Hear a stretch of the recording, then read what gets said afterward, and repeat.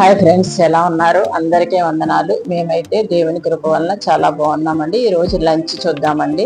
వేడి రైస్ అండి, దాంట్లోకి చిక్కుడుకాయ ఎగ్ కర్రీ చేశానండి, పొటాటో ఫ్రై చేశానండి, ఇంకా పెరుగు.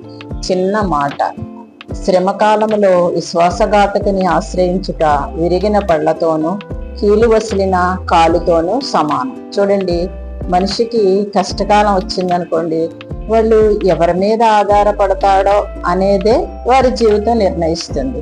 మనుషులను నమ్మితే వారు విఫలమవుతారు, కానీ దేవుని మీద విశ్వాసం ఉంచితే ఎన్నడూ నిరాశ చెందడు.